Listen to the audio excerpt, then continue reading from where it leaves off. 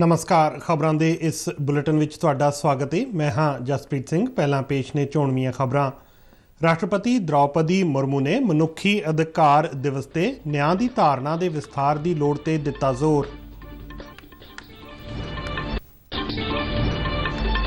प्रधानमंत्री नरेंद्र मोदी वालों भलके महाराष्ट्र ते गोवा विच वख-वख विकास प्रोजेक्टां दा उद्घाटन अते नींह पत्थर। पंजाब के डीजीपी गौरव यादव अनुसार दुश्मन देश ने बुखलाहट विच ध्यान भटकाउण लई सरहाली थाणे ते करवाया आरपीजी हमला। भुपिंदर पटेल दूजी वार फिर तो बनणगे गुजरात के मुख मंत्री अते सुखविंदर सिंह सुक्खू होणगे हिमाचल प्रदेश के नवे मुख मंत्री। 3 मैचों की एक दिना लड़ी के तीजे ते आखिरी मैच विच भारत ने बांग्लादेश नूं 227 दौड़ां नाल हराया। ते हुण खबरां विस्तार नाल। राष्ट्रपति द्रौपदी मुर्मू ने अज अंतरराष्ट्रीय मनुखी अधिकार दिवस ते नवीं दिल्ली च विज्ञान भवन विच आयोजित प्रोग्राम विच मुख मेहमान वजों हिस्सा लिया। राष्ट्रपति ने न्याय की धारणा ते विस्तार की लोड़ ते दिता जोर। अपने संबोधन विच उन्हां कहा कि संवेदनशीलता अते दया मनुखी अधिकारां नूं उत्साहित करन दी कुंजी है। उन्हां कहा कि राष्ट्रीय मनुखी अधिकार कमिशन ने मनुखी अधिकारां दी राखी लई हमेशा ही वधिया कारज कीते ने। पूरी दुनिया विच मनुखी अधिकार अपनी विकास यात्रा ते ने। भारत विच मनुखी अधिकारां दी स्थिति नूं पूरी दुनिया वल्लों सलाहिया जा रहा है। बाल मजदूरी तो लैके होरनां मुद्दिआं ते मनुखी अधिकारां दी राखी लई कमिशन सरगर्म है। The fact remains that human rights are a work in progress around the world. At home, however, we can take solace in the fact that the National Human Rights Commission has been making the best possible efforts to spread awareness about them.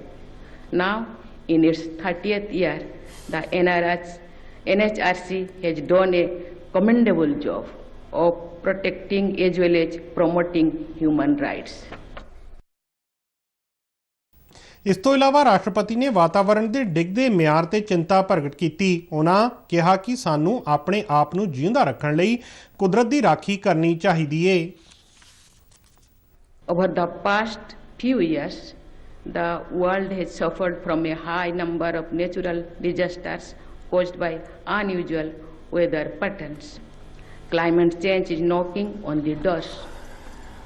People in the poorer nations are going to pay a heavier price for the degradation of our environment.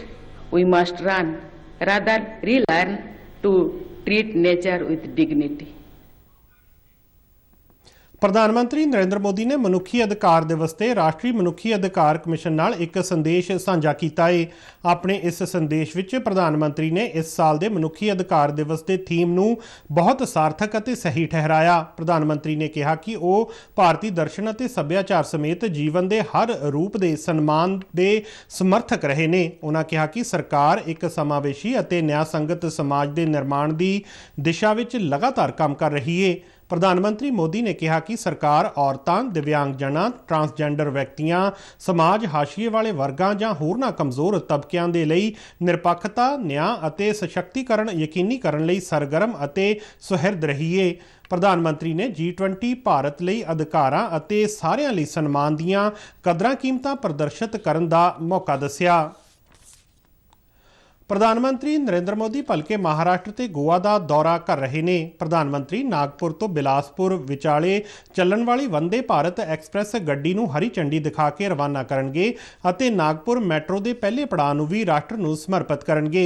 इस तो इलावा वो नागपुर अते शिरडी नूं जोड़न वाले 520 kilometre लंबे समृद्धि महामार्ग यानी नागपुर मुंबई के पहले पड़ाव का उद्घाटन करनगे। इस तो इलावा प्रधानमंत्री नागपुर विच एक जनतक समागम नूं संबोधन करनगे ਅਤੇ नागपुर रेलवे स्टेशन ते अजनी रेलवे स्टेशन के मुड़ विकास कार्य का नींह पत्थर रखणगे। नागपुर विखे एम्स हस्पताल राष्ट्र नूं समर्पित करन तो बाद गोवा के मोपा अंतरराष्ट्रीय हवाई अड्डे का उद्घाटन भी करनगे।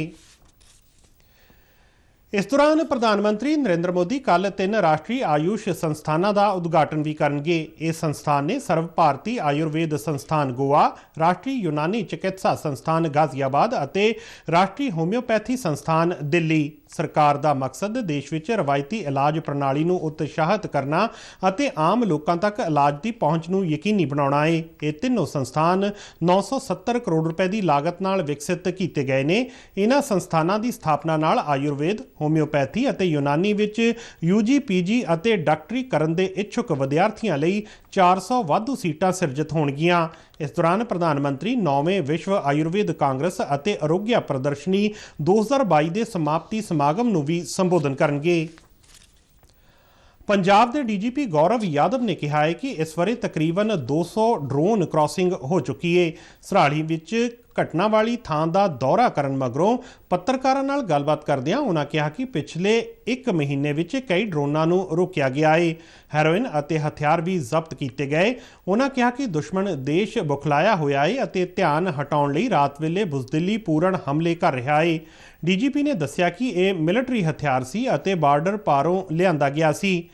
ਇਸ ਮਾਮਲੇ 'ਚ UPA ਤਹਿਤ ਪਰਚਾ ਦਰਜ ਕਰ ਲਿਆ ਗਿਆ ਹੈ। ਉਹਨਾਂ ਕਿਹਾ ਕਿ ਜਲਦ ਹੀ ਇਸ ਹਮਲੇ ਦੇ ਦੋਸ਼ੀਆਂ ਨੂੰ ਫੜ ਲਿਆ ਜਾਵੇਗਾ ਤੇ ਇਸ ਤੋਂ ਇਲਾਵਾ ਕੁਝ ਸ਼ੱਕੀਆਂ ਨੂੰ ਹਿਰਾਸਤ ਵਿੱਚ ਵੀ ਲੈ ਲਿਆ ਗਿਆ ਹੈ। ਹੁਣ ਤੱਕ ਦੀ ਪ੍ਰੀਲਿਮਿਨਰੀ ਇਨਵੈਸਟੀਗੇਸ਼ਨ ਤੋਂ ਇਹ ਸਾਹਮਣੇ ਆਇਆ ਹੈ ਕਿ ਕੱਲ ਰਾਤ ਤਕਰੀਬਨ 11:22-23 ਤੇ ਇਹ ਜਿਹੜਾ ਹਾਈਵੇ ਤੋਂ ਇੱਕ ਗ੍ਰੇਨੇਡ ਫਾਇਰ ਕੀਤਾ ਗਿਆ ਯੂਜ਼ਿੰਗ RPG, ਜਿਹੜਾ ਪੁਲਿਸ ਸਟੇਸ਼ਨ ਸਰਹਾਲੀ ਦੇ ਸੁਵਿਧਾ ਸੈਂਟਰ ਤੇ। ਤੋਂ ਇਸ ਦੇ ਰਿਗਾਰਡਿੰਗ ਅਸੀਂ FIR UAPA ਦੀ ਦਰਜ ਕਰ ਲਈ ਹੈ। ਸਾਡੀ ਫੋਰੈਂਸਿਕ ਟੀਮ ਮੌਕੇ ਤੇ ਆ ਗਈ ਹੈ। ਆਰਮੀ ਦੀ ਵੀ ਸਕੁਆਡ। ਰਾਤ ਵਿੱਚ ਭਾਰਤੀ ਜਨਤਾ ਪਾਰਟੀ ਦੇ ਨਵੇਂ ਚੁਣੇ ਗਏ ਵਿਧਾਨਕਾਰਾਂ ਨੇ ਭੁਪਿੰਦਰ ਪਟੇਲ ਨੂੰ ਵਿਧਾਇਕ ਦਲ ਦਾ ਨੇਤਾ ਚੁਣ ਲਿਆ ਹੈ। ਗਾਂਧੀ ਨਗਰ ਵਿੱਚ ਪਾਰਟੀ ਦੇ ਦਫ਼ਤਰ ਵਿੱਚ ਹੋਈ ਬੈਠਕ ਵਿੱਚ ਕੇਂਦਰੀ ਮੰਤਰੀ ਰਾਜਨਾਥ ਸਿੰਘ, BS ਯਦੁਰੱਪਾ ਅਤੇ ਅਰਜੁਨ ਮੁੰਡਾ ਸਮੇਤ ਪਾਰਟੀ ਦੇ ਕਈ ਉੱਚ ਨੇਤਾ ਹਾਜ਼ਰ ਸਨ। ਮੁੱਖ ਮੰਤਰੀ ਦੇ ਰੂਪ ਵਿੱਚ ਭੁਪਿੰਦਰ ਪਟੇਲ ਦਾ ਇਹ ਲਗਾਤਾਰ ਦੂਜਾ ਕਾਰਜਕਾਲ ਹੋਵੇਗਾ। ਪਾਰਟੀ ਵੱਲੋਂ ਚੋਣ ਪ੍ਰਚਾਰ ਦੌਰਾਨ ਹੀ ਉਹਨਾਂ ਨੂੰ ਮੁੱਖ ਮੰਤਰੀ ਦੇ ਉਮੀਦਵਾਰ ਦੇ ਰੂਪ ਵਿੱਚ ਪੇਸ਼ ਕੀਤਾ ਸੀ। 12 ਦਸੰਬਰ ਨੂੰ ਸਾਰੇ ਮੰਤਰੀ ਮੰਡਲ ਵੱਲੋਂ ਸਹੁੰ ਚੁੱਕੀ ਜਾਵੇਗੀ। ਉੱਤਰ ਪ੍ਰਦੇਸ਼ ਦੇ ਵਾਰਾਣਸੀ ਵਿੱਚ 2 ਦਿਨਾਂ ਹੈਲਥ ਕਨਕਲੇਵ ਦਾ ਆਯੋਜਨ ਕੀਤਾ ਜਾ ਰਿਹਾ ਹੈ। ਕੇਂਦਰੀ ਸਿਹਤ ਅਤੇ ਪਰਿਵਾਰ ਭਲਾਈ ਮੰਤਰੀ ਡਾਕਟਰ ਮਨਸੁਖ ਮਾਂਡਵੀਆ ਨੇ ਇਸ ਦਾ ਉਦਘਾਟਨ ਕੀਤਾ। ਇਸ ਮੌਕੇ ਤੇ ਉੱਤਰ ਪ੍ਰਦੇਸ਼ ਦੇ ਰਾਜਪਾਲ ਆਨੰਦੀਬੇਨ ਪਟੇਲ ਵਰਚੁਅਲ ਮਾਧਿਅਮ ਰਾਹੀਂ ਕਨਕਲੇਵ ਵਿੱਚ ਸ਼ਾਮਲ ਹੋਏ। ਆਪਣੇ ਸੰਬੋਧਨ ਵਿੱਚ ਸਿਹਤ ਮੰਤਰੀ ਮਨਸੁਖ ਮਾਂਡਵੀਆ ਨੇ ਕਿਹਾ ਕਿ ਤੰਦਰੁਸਤ ਨਾਗਰਿਕਾਂ ਨਾਲ ਖੁਸ਼ਹਾਲ ਦੇਸ਼ ਬਣ ਸਕਦਾ ਹੈ।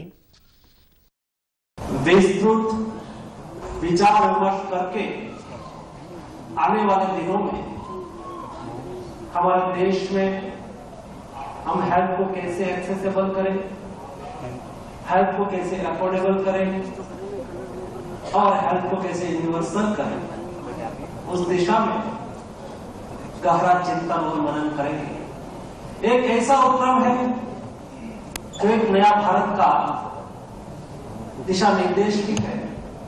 केवल क्या भारत ਹਿਮਾਚਲ ਪ੍ਰਦੇਸ਼ ਦੇ ਨਵੇਂ ਮੁੱਖ ਮੰਤਰੀ ਦਾ ਐਲਾਨ ਕਰ ਦਿੱਤਾ ਗਿਆ ਹੈ। ਸੁਖਵਿੰਦਰ ਸਿੰਘ ਸੁੱਖੂ ਰਾਜ ਦੇ ਨਵੇਂ ਮੁੱਖ ਮੰਤਰੀ ਹੋਣਗੇ ਅਤੇ ਮੁਕੇਸ਼ ਅਗਨੀਹੋਤਰੀ ਉਪ ਮੁੱਖ ਮੰਤਰੀ ਬਣਨਗੇ।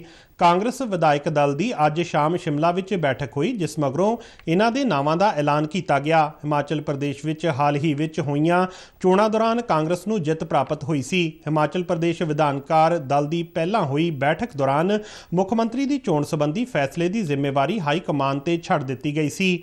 ਹਾਈ ਕਮਾਨ ਦੀ ਸਹਿਮਤੀ ਨਾਲ ਹੀ ਇਹਨਾਂ ਦੇ ਨਾਵਾਂ ਦਾ ਐਲਾਨ ਕੀਤਾ ਗਿਆ। ਮੁੱਖ ਮੰਤਰੀ ਅਤੇ ਹੋਰ ਮੰਤਰੀ ਮੰਡਲ ਵੱਲੋਂ ਕੱਲ੍ਹ ਸਹੁੰ ਚੁੱਕੀ ਜਾਵੇਗੀ। ਕਾਂਗਰਸ ਦੇ ਹਿਮਾਚਲ ਪ੍ਰਭਾਵੀ ਭੁਪੇਸ਼ बघेल ने इस बारे जानकारी दी। कांग्रेस विधायक दल का नेता यानी मुख्यमंत्री के रूप में चयन किया है और उप मुख्यमंत्री के रूप में भाई मुकेश अग्निहोत्री का नाम चयन किया है। शपथ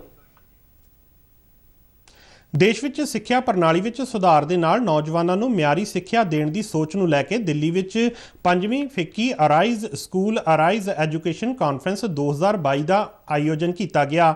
ਕਾਨਫਰੰਸ ਵਿੱਚ ਟਿਕਾਊ ਵਿਕਾਸ ਦੇ ਟੀਚਿਆਂ ਨੂੰ ਹਾਸਲ ਕਰਨ ਵਾਲੇ ਸਿੱਖਿਆ ਸ਼ਾਸਤਰੀਆਂ ਅਤੇ ਸਕੂਲਾਂ ਨੂੰ ਸਨਮਾਨਿਤ ਕੀਤਾ ਗਿਆ। इस विच नैतिक कदरां कीमतां नाल राष्ट्र निर्माण ते जोर दिता गया है। कॉन्फ्रेंस नूं संबोधन करदिआं स्कूल सिੱਖਿਆ ਅਤੇ ਸਿੱਖਿਆ विभाग के ਸਕੱਤਰ संजय कुमार ने कहा कि ਮਿਆਰੀ ਸਿੱਖਿਆ की पहुँच दूर पिंडां विच रहण वाले विद्यार्थियों तक पुजे, इसलिए सरकार वचनबद्ध है। रीबूट, री इमैजिन ਅਤੇ रीबिल्ड की थीम नूं लैके आयोजित इस 2 दिना कॉन्फ्रेंस विच देश भर तो आए सिੱਖਿਆ माहरां ने 21ਵੀਂ सदी विच कौशल आधारित सिੱਖਿਆ ਦੇ ਨਾਲ नवीं पीढ़ी विच संस्कार ਅਤੇ नैतिक कदरां कीमतां नाल लैस राष्ट्र निर्माण ते भी विचार वटांदरा कीता। श्रोमणी अकाली दल की अनुशासनी कमेटी ने जगमीत सिंह बराड़ की पार्टी की मुढ़ली मैंबरशिप नूं खारिज करदिआं उन्हां नूं पार्टी चों 6 सालां लई बाहर कर दिता है। इस संबंधी सिकंदर सिंह मलूका ने जानकारी दिंदिआं कहा कि पार्टी विरोधी गतिविधियां कारण अनुशासनी कमेटी वल्लों यह फैसला लिया गया है।